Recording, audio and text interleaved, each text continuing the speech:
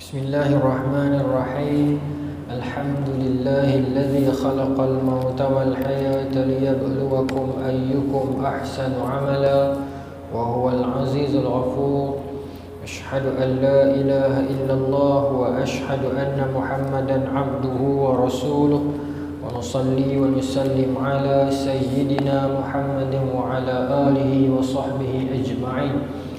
Radayna billahi rabba wa bil islami dina wa bi Muhammadin nabiyyan wa rasula. Tuan-tuan, puan-puan, muslimin muslimat yang dirahmati Allah sekalian, Assalamualaikum warahmatullahi wabarakatuh. InsyaAllah tuan-tuan dan puan-puan, malam ni kita menyambung lagi pengajian kitab Al-Adab Al-Mufrad kita, yang mana saya nak minta izin kat tuan-tuan, malam ni kita terus tuan-tuan tengok bab yang ke-17 no? Pasal saya tengok 2-3 hari ni, bab dia terlalu banyak lagi, kat berapa ratus bab lagi. Jadi untuk yang kita dah cover sebelum ni tu, bawa sampai kepada bab 16 ni, dia adalah membawa satu pengajaran yang sama lah. Membawa satu pengajaran yang sama. Jadi saya ingat yang tu kita skip terus, kita main terus ke bab yang nombor 17.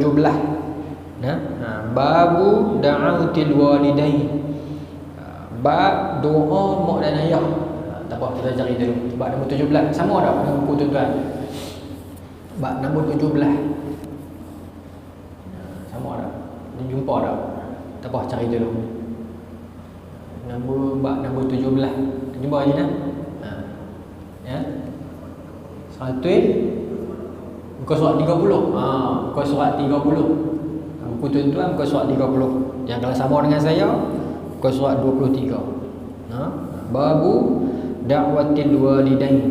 Bab pada menyatakan doa mak dan ayah. Bab 17 ni ada 2 hadis. Saya ingat malam ni kita habislah 2 hadis ni. Baik. Sebab bab tentang mak ayah ni panjang lagi ni tuan-tuan.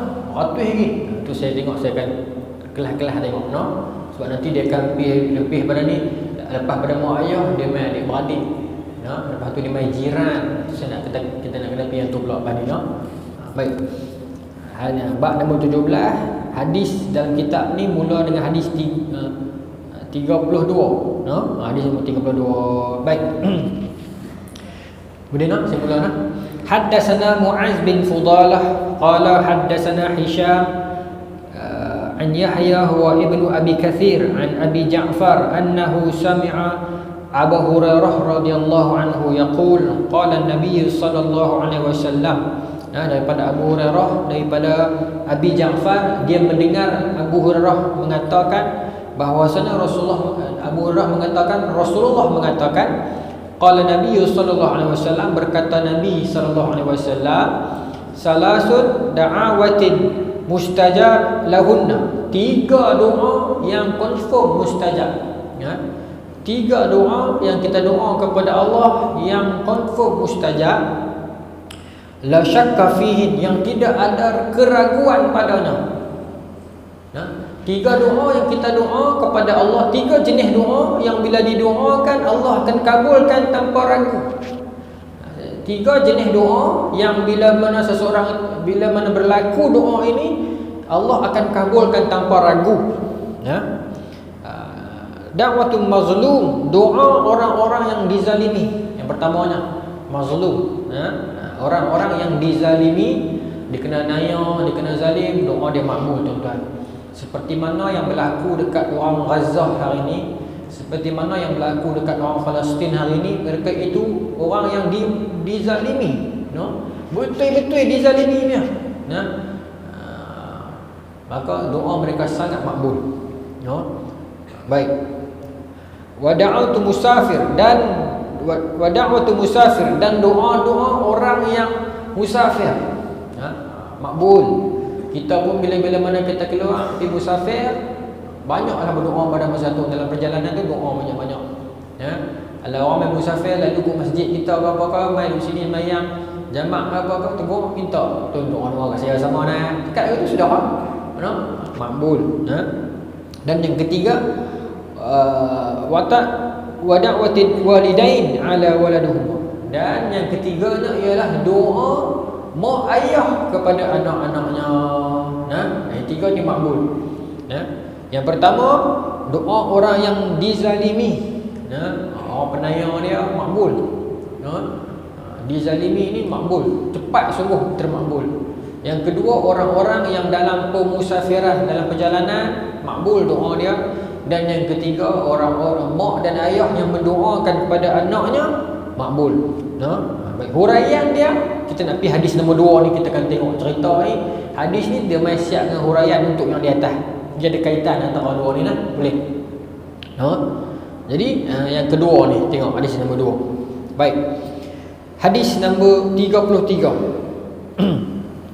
Haddatsana Ayyash bin Walid qala haddatsana Abdul A'la qala haddatsana Muhammad bin Ishaq an Yazid bin Abdullah bin Qusayd an Muhammad bin Surahbil akhi ibnu Abdul Dar an Abi Hurairah radhiyallahu anhu qala sami'tu Rasulullah sallallahu alaihi wasallam. Jadi Imam Bukhari bawakan senarai nama perawi itu, kemudian sampai kepada Abu Hurairah radhiyallahu anhu. Abu Hurairah kata, sami'tu Rasulullah yaqul, aku mendengar Rasulullah SAW menceritakan, mengatakan. Baik. Jadi hadis ni hadis apa? Hadis marfu' sampai kepada Rasulullah tu. Baik. Apa kata Nabi Rasulullah SAW? Kata Rasulullah yaqul, ma takallamu mauludun minan nas fil mahdin illa Isa bin Maryam wa sahibu Juraij.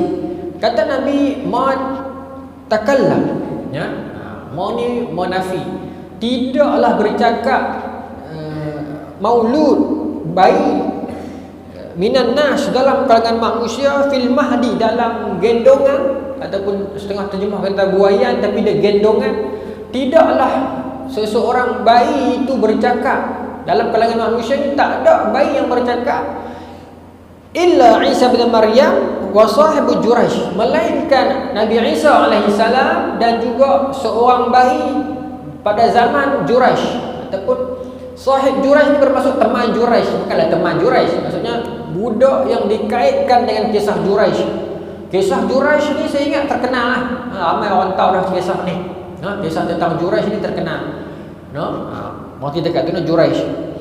Nabi kata tidaklah bercakap bayi di dalam buayan ataupun di dalam gendongan, melainkan Nabi Isa dan juga budak yang pada zaman Juraij. Walau bagaimanapun tuan-tuan, kita akan temui hadis ini dalam Bukhari dan Muslim, dalam beberapa bab yang lain, dalam beberapa riwayat yang lain yang lebih masyhur, menyebutkan bukan Nabi Isa dengan Juraij saja, tapi illa bisalasa, melainkan 3 orang.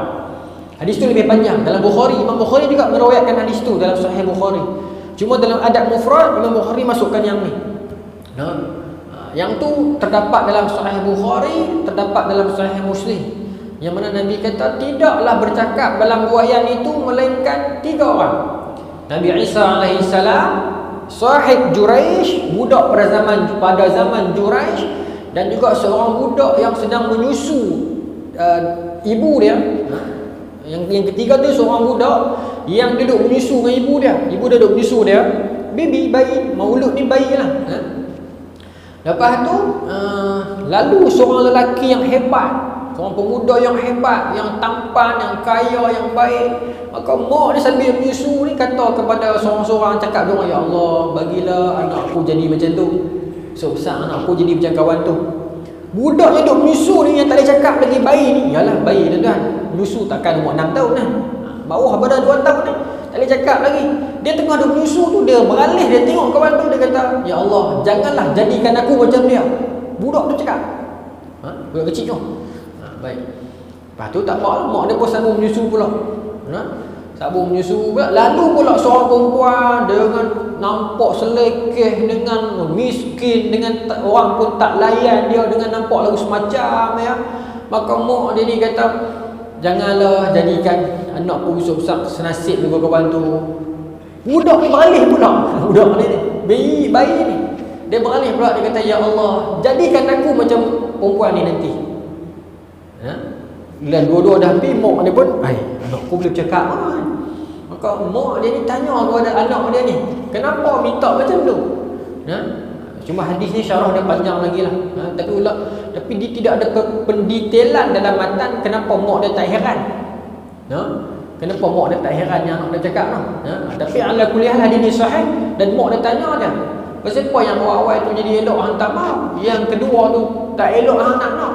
Maka kata budak kecil ni, bayi ni, dia kata ada pun yang pertama tu, yang laki yang baik, yang smart, yang segak tu, semua kena nampak segak, tapi dia penyamun. Nampak tak tahu dia penyamun.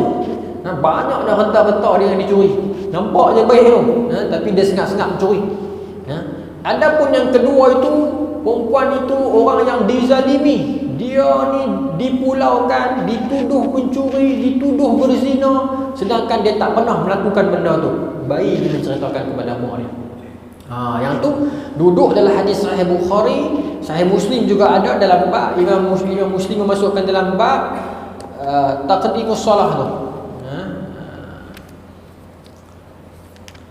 Bab taqdimul walidain ala tatawwu' bi salati wa ghairiha. Nanti saya akan pendetailan yang ni. Dia ada dalam bab itu. Kemudian tuan-tuan, kita akan jumpa hadis yang lain pula. Jadi berapa orang yang bercakap ni? Berapa orang budak yang bercakap ni, bayi yang bercakap? Adakah Nabi Isa budak pada zaman Juraij dengan budak yang tadi itu saja? Di sana kita jumpa ada hadis yang lain. Ibnu Abbas cerita, dalam hadis Ibnu Abbas sebut tentang antara lelaki yang bercakap juga adalah Syahidah Yusuf, seorang budak pada zaman Nabi Yusuf. Ingat tak? Bila mana Nabi Yusuf difitnah oleh Zulaikha, semua orang tuduh Nabi Yusuf. Seorang syahidu minhum tu, yang ayat Quran sebut tu, seorang dalam kalangan mereka itu mengatakan, min ahliha kan, seseorang dalam kalangan mereka itu mengatakan, seorang dia kata, kalaulah yang koyak itu min duburin, kalaulah yang koyak itu dekat belakang, bermaksud Nabi Yusuf itu betul, Zulaikha itu penipu. Kalaulah yang koyak itu baju belah depan, bermaksud Zulaikha betul, Nabi Yusuf tipu kan. Jadi dalam hadis ni kata yang dalam tu itu adalah budak. Budak.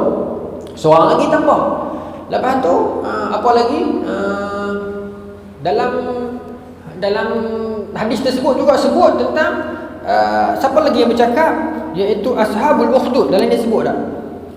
Imam Nawawi bawa syarah ni dalam syarah Sahih Muslim. Kata Imam Nawawi, dan ada juga budak lain yang mana ashabul ukhdud itu. Ashabul ukhdud ni ada qutila ashabul ukhdud tu, yang raja tu, dia kisah yang budak yang disuruh untuk belajar sihir tu. Kata tu panjang, saya ingat saya cerita dah di masjid ni dulu.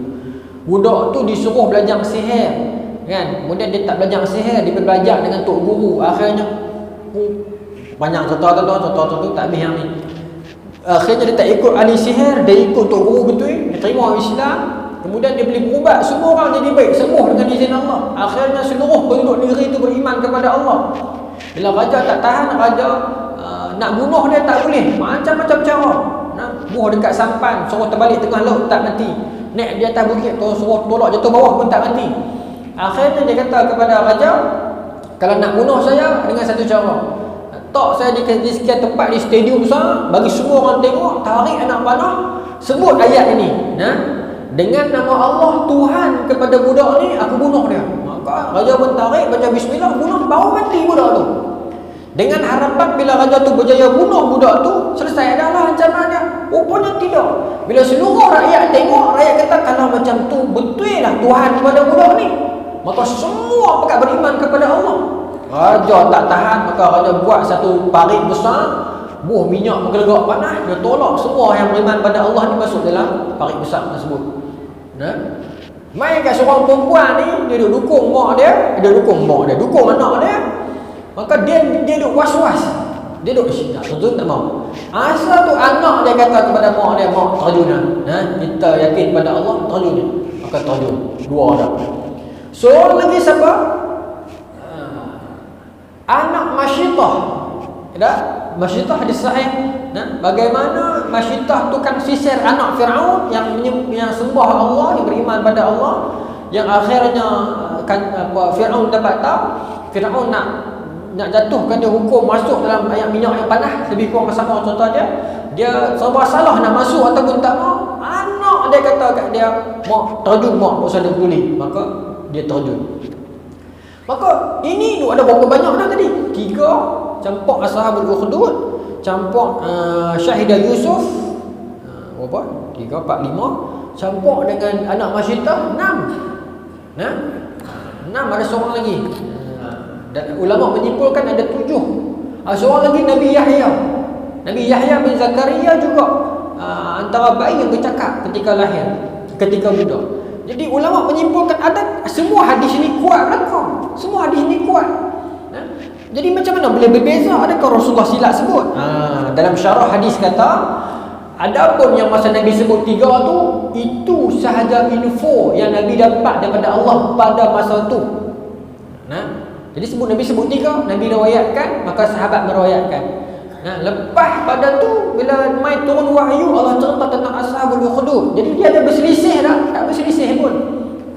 Dia tidak berlaku ikhtilaf pun. Yang ni sebut 3 pasal awal. Lepas Nabi dakwahkan 23 tahun.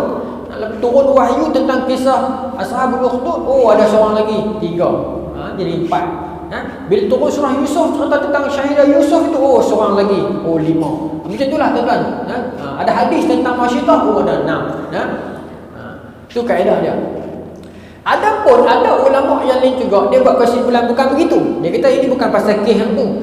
Kes dia yang Nabi kata la takallamu maulud fil mahdi illa salas. 3 orang ni adalah budak yang betul-betul fil mahdi, yang dalam gendong, yang dalam buayan, yang dalam gendong. Mahdi ni gendongan ni, mak dia ada bubuh dengan mati tu. Tu maknanya mahdi, fil mahdi. Adapun yang lagi 3 yang lain tu memang budak juga, tapi bukanlah dalam gendong. Mungkin dia kata ulama syarah kata yang lagi 3 tu macam anak Masyitah memang budak, tapi tak adaklah bayi dalam kandungan. Mungkin dia kecil, mungkin dia 3 tahun 4 tahun. Begitu juga anak Syahidah Yusuf itu juga mungkin dia bukanlah bayi, dia budak kecil yang boleh cakap dah. Jadi kata begitu. Ala kulli hal, hadis ni tak berselisih. Hadis ni tak berselisih. Yang tuan-tuan baca ni riwayat Bukhari. Cuma yang lebih masyhur riwayat Bukhari juga sebut 3. Sebut 3. Apa kita tengok yang ni? Yang dalam ni dia kata 2. Tapi kalau kita nak pergi secara teknikal nanti jadi panjang sangat. Jadi pun majlis di universiti pula. Pasal apa kawan ni riwayat kata 2, satu lagi riwayat kata 3. Wah, yang sama Bukhari juga riwayat. Kita kena tengok takrij satu tu. Bermula kat nama siapa yang daripada 2 jadi 3 boleh dapat. Tapi panjang tuan-tuan. Kita tak berhasrat macam tu. Kuliah dekat masjid ni tak payahlah sampai tahun tu. Kita susah hati pula. Sambung tuan-tuan. Baik. Maka Nabi kata yang cakap dalam buayan adalah hadis ni Nabi Isa dengan seorang budak pada zaman Juraisy. Qila, berkata para sahabat, ya Nabi Allah, wa ma sahibul Juraisy, wahai Rasul Allah, wahai Nabi Allah, siapakah budak pada zaman Juraisy itu? Dia bertanya Nabi, dia tak tahu.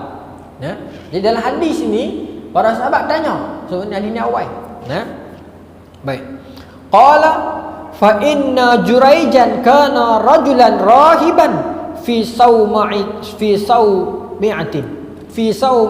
saumatillah. Bahwasanya Juraisy itu merupakan seorang rajulun rahib, rajulan rahiban tabi'. Seorang lelaki yang rahib. Rahib ni apa maknanya? Man i'tazala an-nas li ta'abbudi. Rahib maknanya orang yang i'tazala, yang i'tazala ni apa? Yang menjauhkan diri daripada manusia, li ta'abbud, untuk menyembah Allah. Adakah boleh orang macam ni? Dalam syariat dulu ada rahbaniyah. Rahib ini dulu boleh. Rahib ni maknanya dia bukan duduk zuhud saja dah. Dia memang i'tazalan nas. Dia memencilkan diri daripada manusia. Dia akan duduk di gunung-gunung, dia akan penduk di gua-gua, dan dia akan buat dia punya rumah ibadat dia sendiri. Kecil, pondok kecil untuk dia bersuluk seorang-seorang dia. Jauh daripada orang, tak nikah, tak apa. Rahib. Orang begitu mufrad dia rahib, nah, jamak dia ruhban. Rahib lah, orang tu disebut rahib. Nah, adakah salah? Tak salah untuk syariat zaman itu. Baik. Adapun kita hari ini boleh tak jadi macam tu? Tinggal habis semua keluarga, tak usah peduli anak-anak sekolah ke apa semua ke. Aku nak pergi duduk rumah seorang. Duduk di mana? Banjaran Titi Wangsa. Nah, seorang-seorang. Tinggal habis semua. Ada mak ke ayah tua-tua di rumah, tak peduli. Aku lillahi ta'ala nak pergi duduk sana. Nah, kita tak, syariat itu tidak sampai kepada kita. Ataupun bukan syariat, apa nama ni, bukan syariat lah, lebih sedap. Pasal dia ada hadis Nabi kata la ub'asu bil yahudiyah wala nasaraniyah lakin bu'istu bil hanifiyah samha. Hadis riwayat Tirmizi. Yes, ya. Nabi kata, aku ini tidak diutuskan dengan syariat Yahudi, aku ini tidak diutuskan dengan syariat Nasrani. Itu bagi signal sebab apa? Sebab rahib ini, okey, rahib ini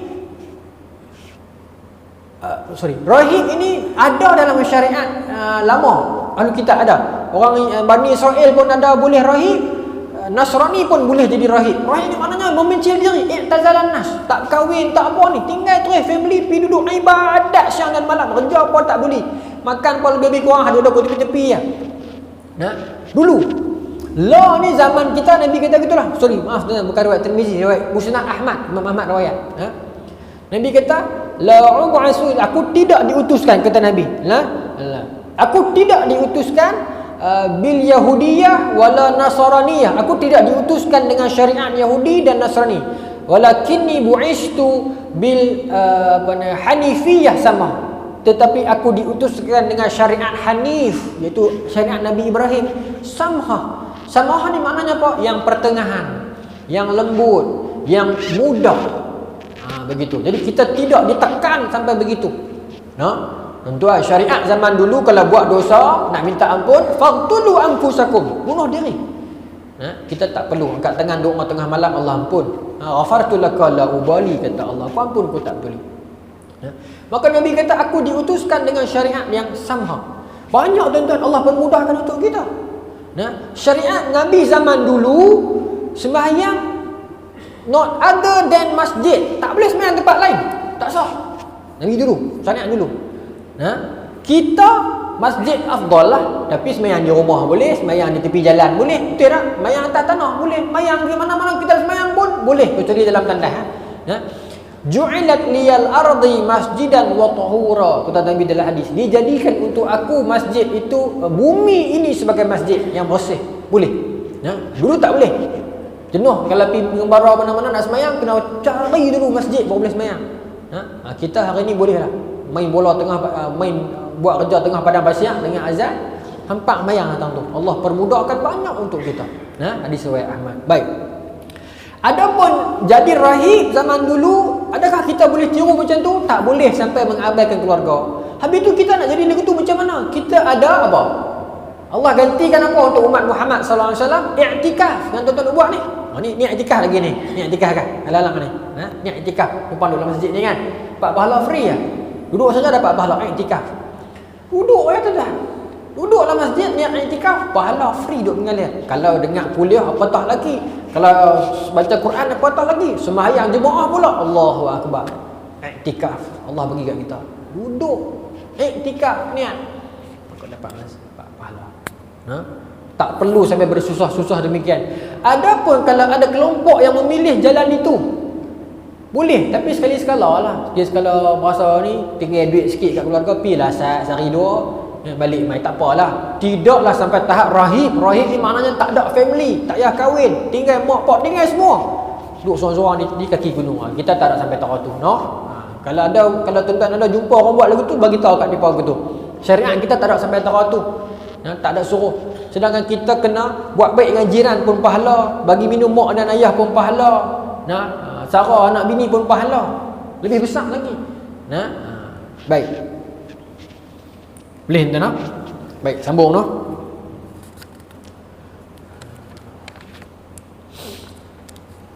Baik, maka kata Nabi, rahib itu Juraish itu ialah seorang lelaki yang rahib yang duduk dekat sauma'ati lahu. Yang sauma'ah ni yang saya kata dia binaan yang dia buat untuk dia lepas untuk dia seorang ya. Dia buat binaan tu, itulah dia tidur, situlah dia makan, situlah dia beribadat. Dan most of the time dia ibadat lah. Dia tak ada orang makan-makan, saatnya terus ibadat. Tak berhenti. Baik. Sambung lah. Wa kana ra'i baqarin ya'wi ila asfali sauma'atihi. Dan dia punya tempat sauma'ah dia tu, tempat ibadat dia tu, kubah dia tu lah, saya terjemah bahasa senang, kubah dia tu duduk di atas bukit. Dan ada seorang pengembala lembu ni suka pinak duk ulang alik atas tu, duk bawa lembu dia pinak duk atas tu, makan rumput atas tu. Dan dia duk lalu di bawah sauma'ah Juraish, kubah Juraish. Maknanya saya faham kata mungkin kubah Juraish ni dia 2 tingkat. Bukan 2 tingkat, dia lagu pondok. Dia ada rendah tu dia panggil apa? Kan lagu kita budak lagu pondok naik tangga sekarang, duduk dalam tu, bawah tu orang boleh lalui kan. Jadi saya bayangkan macam tu lah, pasal dalam hadis kata ra'i baqarin ya'wi ila asfali sauma'ati. Pasal ada satu pengembala lembu ni suka duk lalu pi balik keliling pondok dia ni dan duk masuk ke bawah pondok tu lah. Baik. Maksudnya dia tak kacau ambil pi lah kat orang tu, mungkin dia nak bawa lembu dia pergi makan rumput kan. Tak apalah. Dia tak peduli. Juraish dia kata semayangnya. Wa kana imra'atun min ahli al-qaryah takhlifu ila ra'i. Masalah dia, ada seorang perempuan, orang perempuan kampung tu lah, kerap duduk naik atas tu, duduk pergi berjumpa dengan pengembala lembu tu. Dating atas tu. Yang kawan ni duduk semayang, pengembala lembu dengan perempuan ni duduk mencari tempat nak dating atas tu. Dia pergi berjumpa, kerap duduk naik atas tu. Baik. Boleh tuan-tuan? Baik. Fa'atat ummuhu yawman faqalat ya Juraish wa huwa yusalli. Satu hari mak Juraish ni ada kerja urusan apa kot, naik di atas nak jumpa Juraish. Panggil kat luar, wahai Juraish, wa huwa yusalli, kata Nabi. Juraish tengah semayang.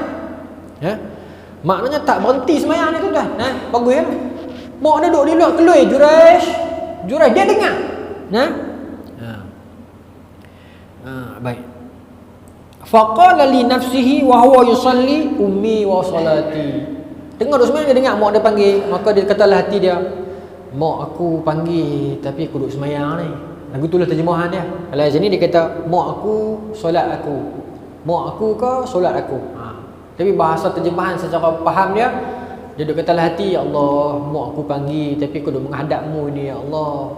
Semayang. Dia tak jawab, dia tak bunyut.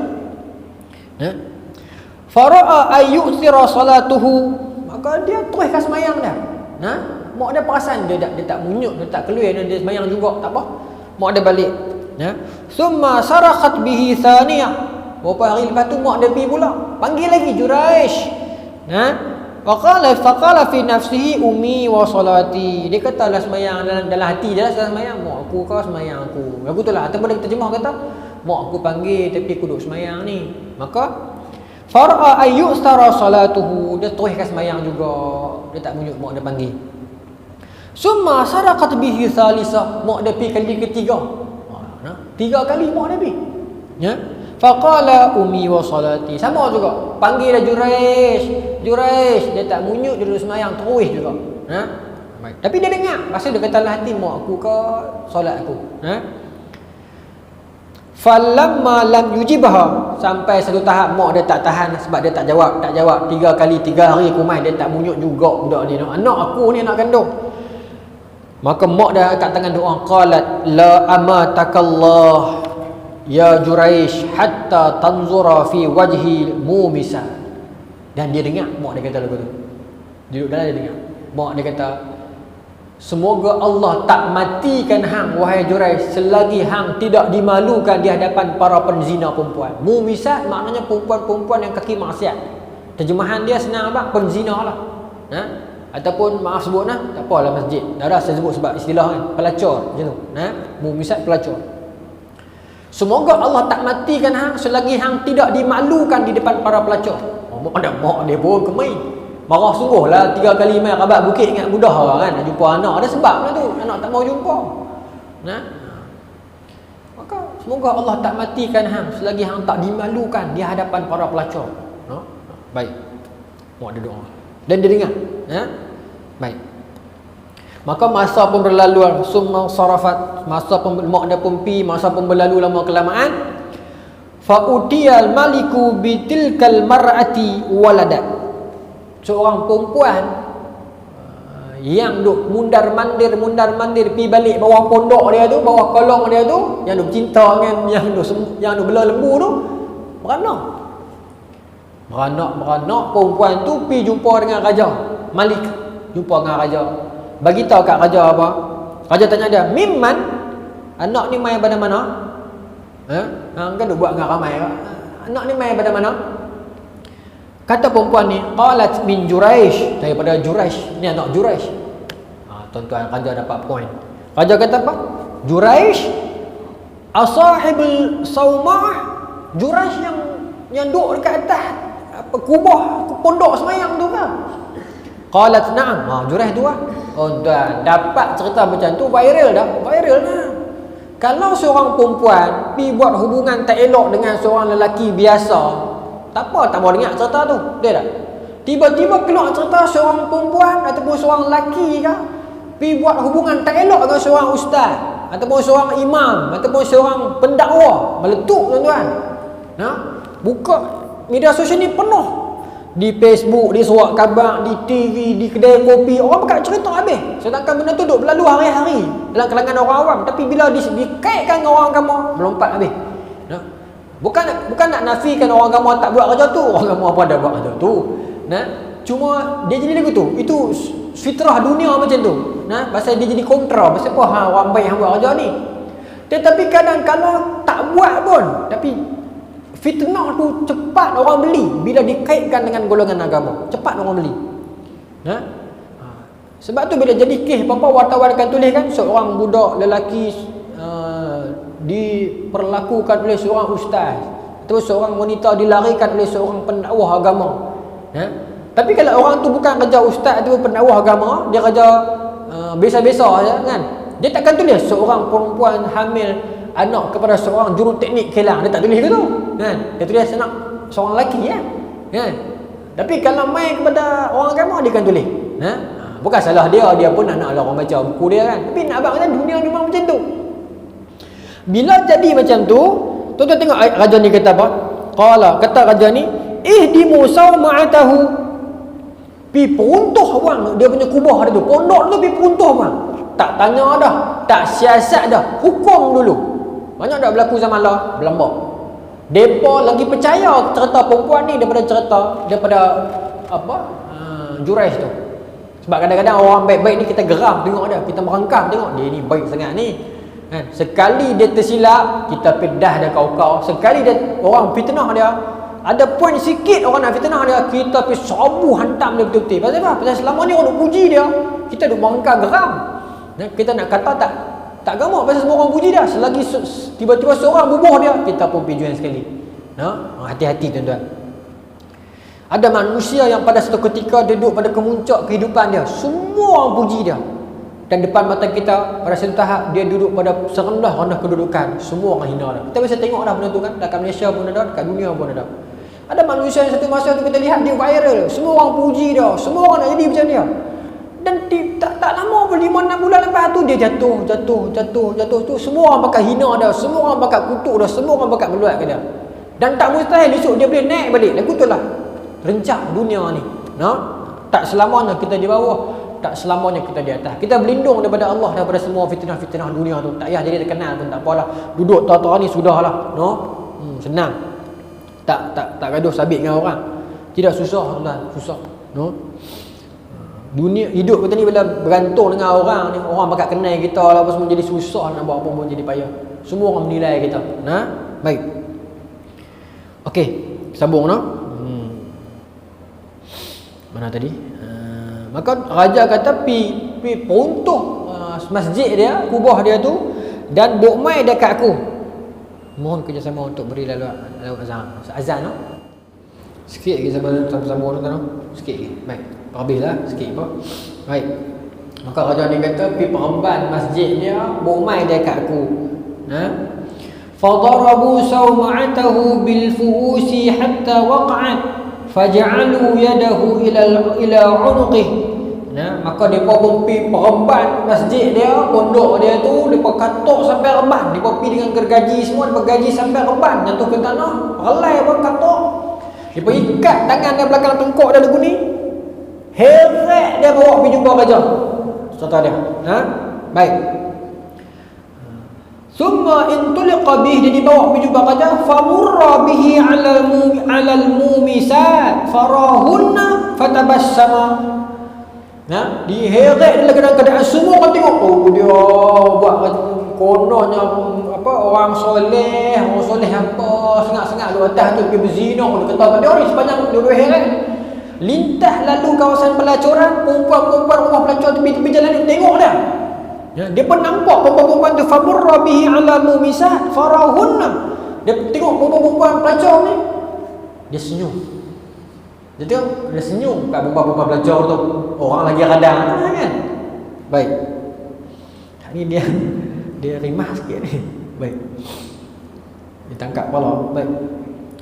Wa hunna yanzurna ilaihi fin nas. Semua orang pekat tengok dia. Faqala al-maliku ma taz'umu hadhihi? Qala ma taz'um?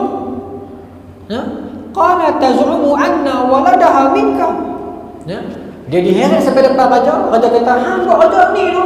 Raja kata kat dia. Raja cakap utara, hang buat raja ni tu. Maka dia kata kepada raja, aku buat raja apa? Maka raja kata, ada perempuan dia beritahu, ada seorang perempuan dia beritahu, dia berzina dengan hang dan dapat anak daripada hang. Raja tu kata, dosa dia buat tak mengaku lah, dosa dia buat baik sangat lah, kami tahu dah perangai hang. Dia betul lah, selalu beritahu kan. Baik. Maka terkejut Jurayh ni. Jurayh pun kalihkan perempuan tu.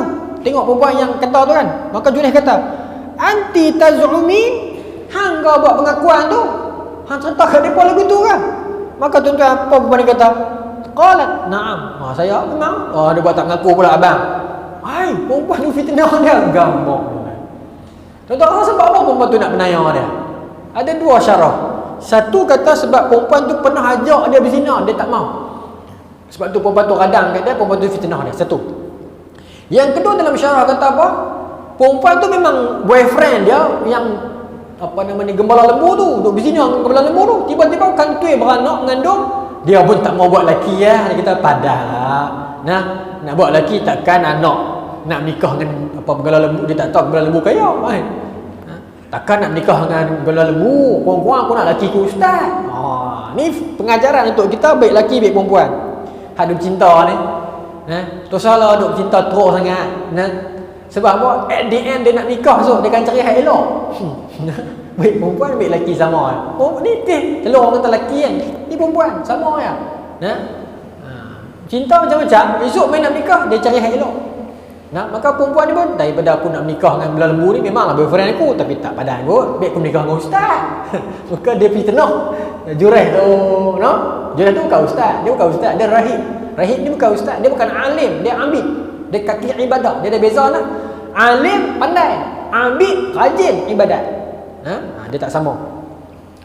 Sebab tu Nabi kata fadlu alim ala abid ka fadli ala adnakum. Atau dalam hadis yang lain kata Nabi, afdul ilmi ahabba ilayya min afdal ibadah, min fadlil ibadah. Kelebihan ilmu lagi okey, lagi aku suka daripada kelebihan ibadat. Baik. Sambung tuan-tuan. Maka Jurayh kata hang yang bercerita ke tu? Maka perempuan ni kata, ya memang abang buat tak mengaku apa. Perempuan ni fitnah dia. Baik. Maka siapa lagi Jurayh nak harap? Orang tuan-tuan, bila perempuan fitnah kita ni, masyarakat selalunya dia akan percaya hak perempuan tu. Kita maaf sebut selalunya kata-kata perempuan ni lebih masyarakat dengar. Berbanding lelaki. Pasal dia kata bukan lelaki ni bohong kot. Selalunya fitnah itu mudah dibeli bila dia terbit daripada mulut wanita. Selalunya begitu. Kita mudah kesian kat perempuan, kita mudah simpati kat wanita, maka dia cerita apa pun kita mudah beli. Awal-awal. Baik. Jadi siapa yang Jurayh nak harap ni? Siapa nak jadi saksi bagi pihak dia? Maka tak apa. Kata Jurayh, Aina hadha saghir? Mana ada bayi tu yang kata anak aku tu mana? Maka dia kata, Huwa dha fi hijriha, tu dalam gendongan mak dia tu lah, yang dia dukung tu lah, bayi baru lahir, baru lagi. Maka fa'aqbala alaihi. Dalam hadis yang satu lagi, dalam riwayat yang lain, Jurayj kata nanti Sat, bagi ku masa Sat, aku pergi semayang, aku solat dulu 2 rakaat, segi ku main balik. Dalam hadis ni tak ada, tapi ada. Jurayj pergi ambil semayang dulu. Lepas semayang, Jurayj main balik. Jurayj pegang, jadi dia cucuk budak tu, pegang lah, dia pegang budak tu. Fa aqbala alaihi faqala man abuka. Dia pegang bayi tu, dia kata, siapakah ayah engkau wahai budak? Budak tu yang baru lahir tu, baru beberapa hari. Terus dia kata, ra'il baqari. Bapa aku ialah gembala lembu. Baru tahu semua orang rupanya Jurayj ini terfitnah selama ini. Tak apalah tuan-tuan, Jurayj kalau kita kena fitnah macam tu nak lari mana tuan-tuan? Kacau. Jurayj tak apalah, dia pun rahib, pagi semayang tak pernah berhenti siang dan malam. Ada karamah bagi dia. Ini Ahlussunnah wal Jamaah, kita akidah kita, karamah itu wujud. Budak dia kata yang bapa aku sebenarnya adalah tu yang gembala lembu tu. Maka pekat malulah raja orang kampung tu, pekat malu habis.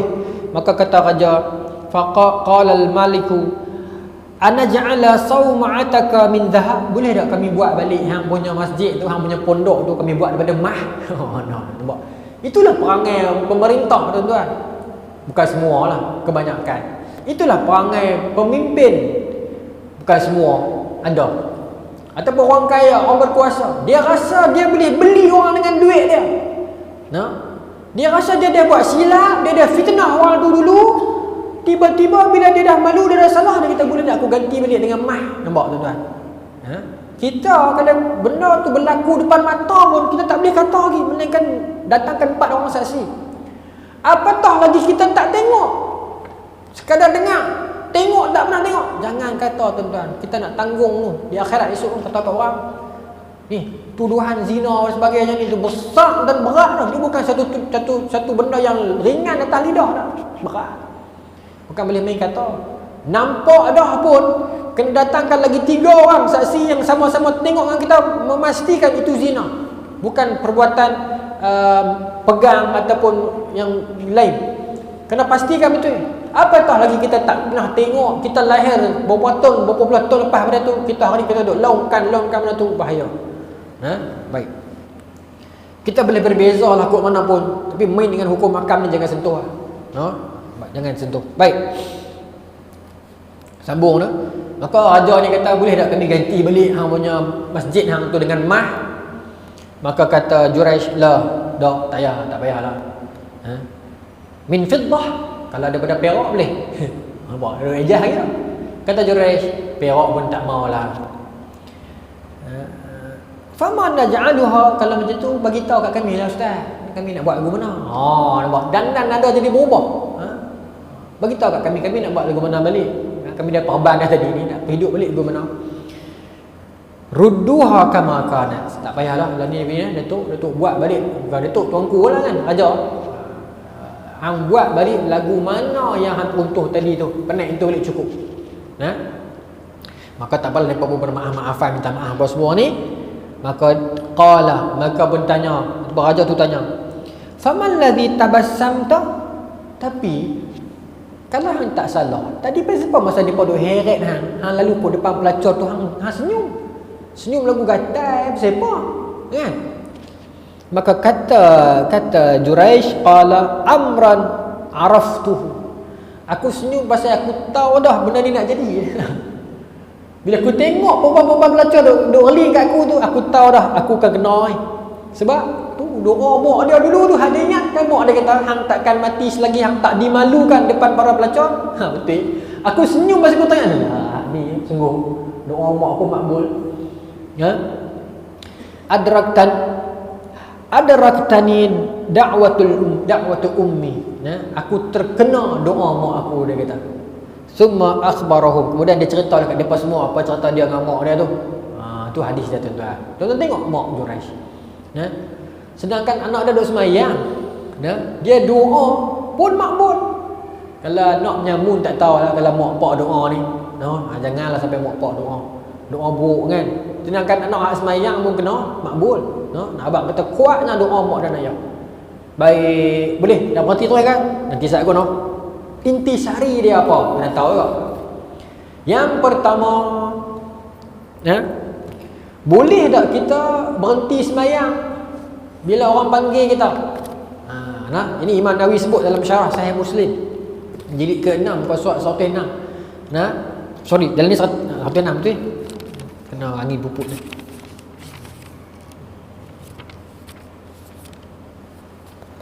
Mana saya tanda tadi? Hilang.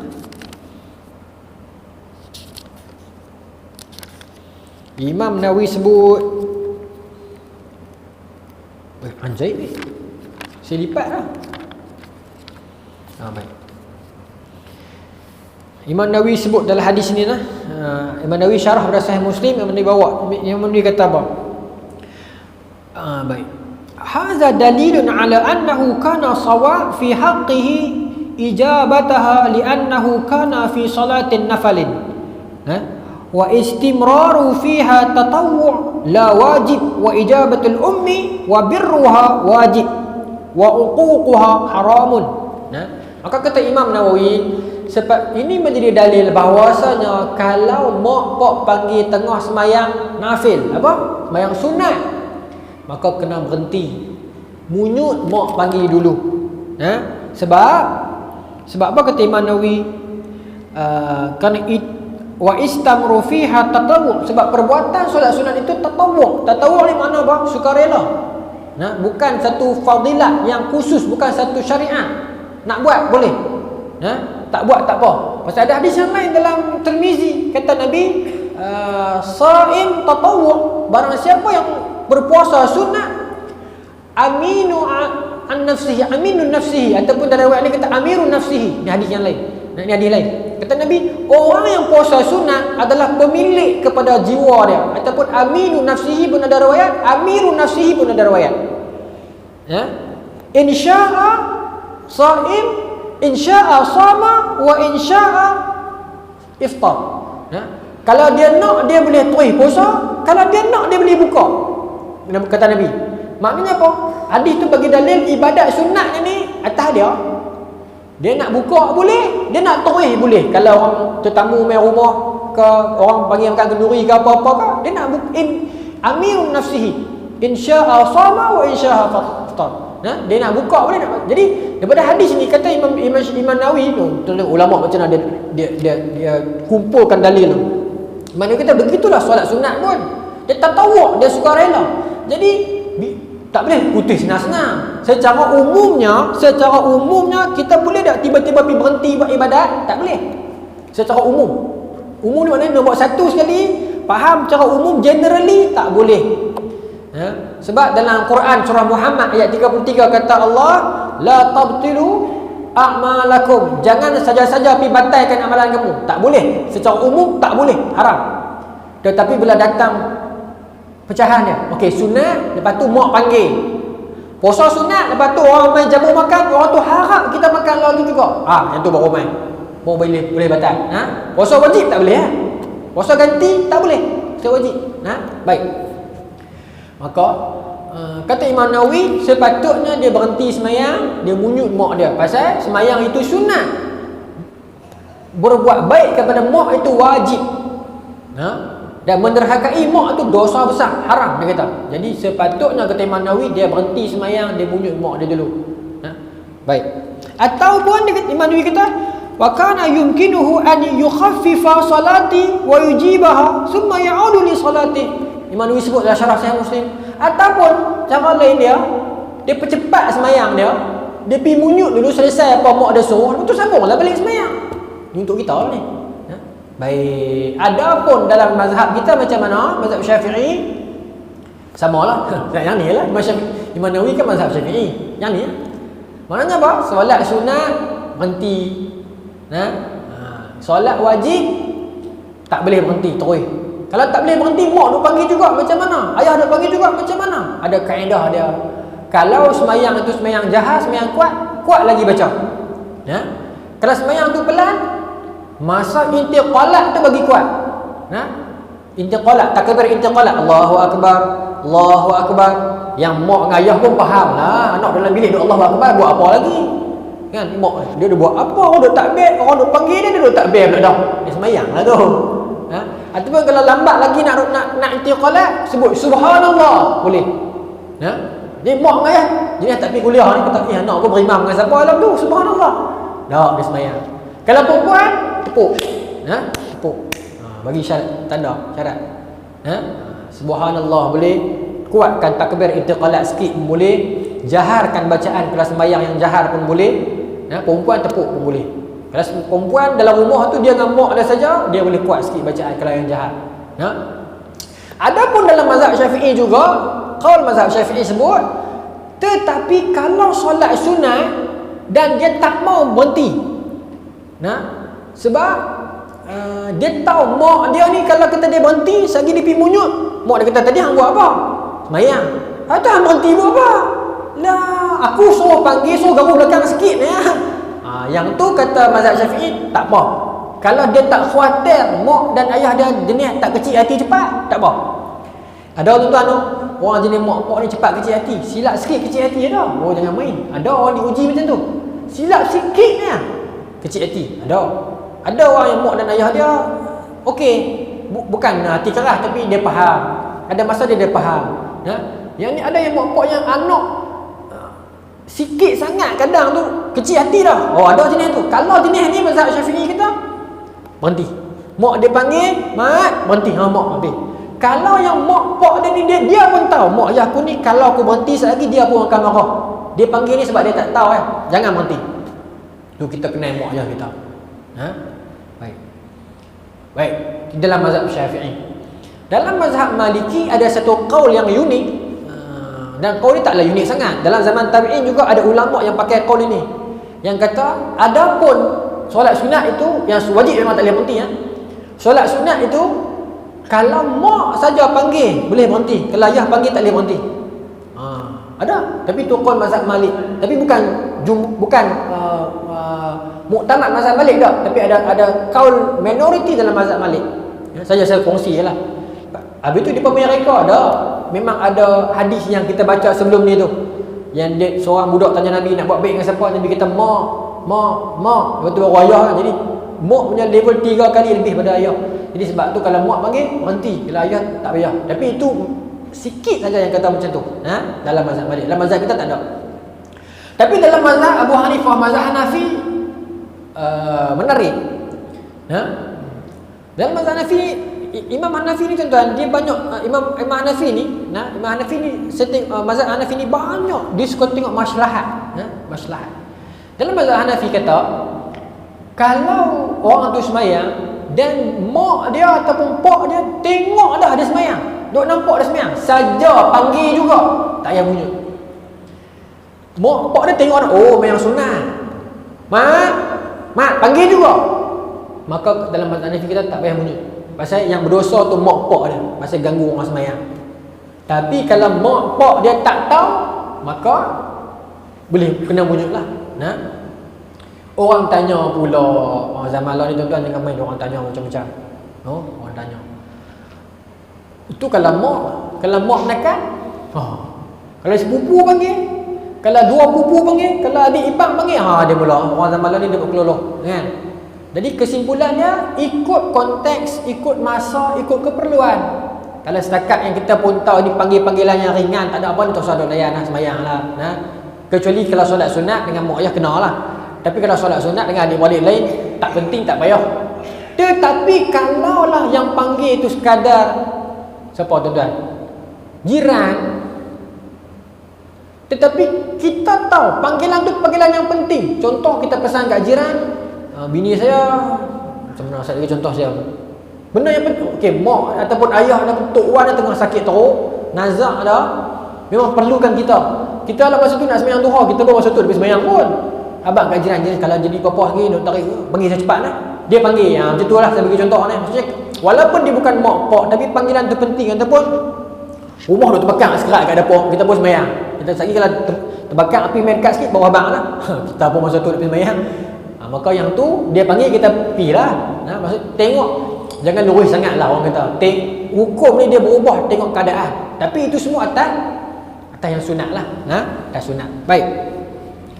Boleh tuan? Apa lagi? Zaman 36 lah. Lagi apa lagi tuan yang boleh terbit pada ni? Kebaikan minta tolong dengan Allah dengan cara sembahyang.